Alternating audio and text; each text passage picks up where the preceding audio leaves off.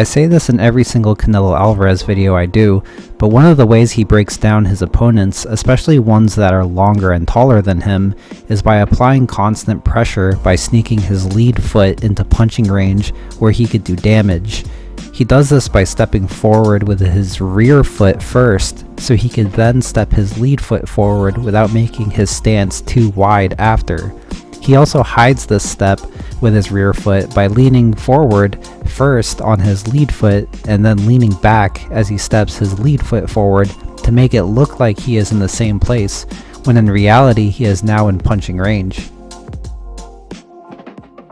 We saw Dimitri Bivol counter this strategy by timing his punches after Canelo's lean-in, and this is because he knows Canelo steps his rear foot forward with the lean-in and he will momentarily be in a narrow stance where he cannot punch from. You see the lean-in from Canelo, and then shortly the rear foot step comes, and then Bivol times his punches with that step. Now Jaime Munguia did have some success early in the fight using the same strategy of timing his punches after Canelo's lean-in to catch him while stepping his rear foot forward into a narrow stance. Now you can't really see the feet here, so I drew a green line to represent Canelo's head position. We see that he leans forward as indicated by the red line, and Munguia jabs Canelo right after since Canelo stepped his rear foot forward into the narrow stance with the lean. And then we're going to see the same thing in these examples of Munguia timing Canelo stepping his rear foot forward behind the lean-in.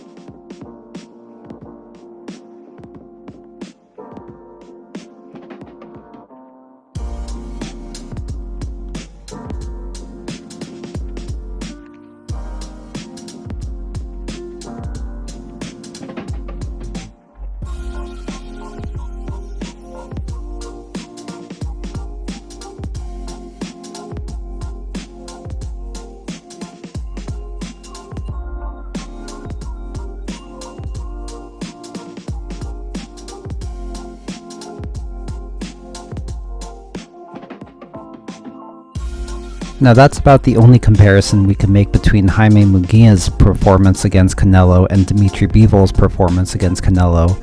Unlike Bivol, Munguia pales in comparison on the defensive side. While Bivol made sure to always escape out to safety after throwing, Munguia oftentimes would stand in front of Canelo after throwing, lingering in the danger zone without creating any traffic to dissuade Canelo from simply punching him back. And here in the knockdown sequence, Munguia misses this left hook, then simply resets and stands in front of Canelo without creating space, circling away, smothering, or creating punch traffic to prevent return fire. When you need a moment to rest or reset after throwing, you must do so smartly, and Canelo makes Munguia pay by piercing his guard easily with this hook uppercut combo that sends Munguia to the canvas. Here again we see Munguia attack Canelo, but then after resets and stands in front of Canelo offering little resistance, as if he's waiting for Canelo to punch back, so Canelo does exactly that. And the same thing here, Munguia attacks Canelo, but stays in front of him so Canelo can return fire.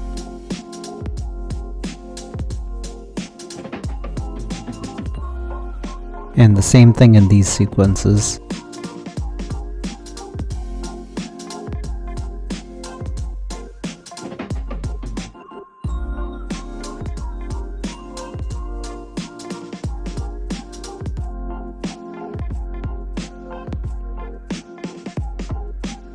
On top of idling in front of Canelo after punching, Munguia would also have the tendency to idle in front of him at moments where he seemingly is either resting or is waiting for something to happen. You see, one of Munguia's best strengths is his punch output, but he actually isn't very economical with it, since he has these moments where he is more or less defenseless in front of his opponent.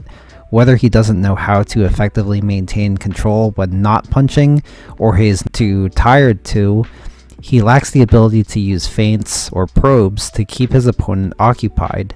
The knockdown in round 4 seemed to have caused some urgency in Munguia to pick up the pace, but this caused him to abandon the strategy of timing his attacks on Canelo's lean-in in favor of attacking at random, which Canelo would bait in and counter at times. This caused more moments where Munguia would surrender control and idle in front of him. And here are more examples of Munguia just idling in front of Canelo and then getting punished for it.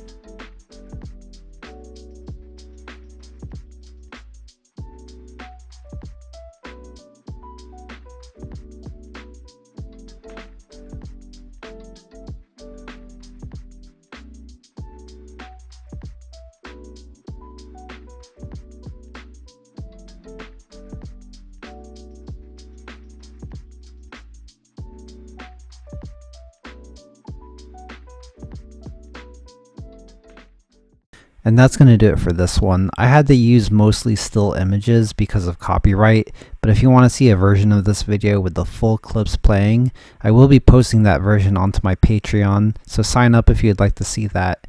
And as always, thank you all for watching, and thanks to my GOAT tier patrons, Jason Mahinan, Grant Gabriel, Albert Chen, Gosla Geza, Marshall Bott, Jesus Galindo, Nyan Valdez, and MSM Neil, as well as my channel member Lucas Miller. You guys keep the channel going, and I'll see you all in the next one.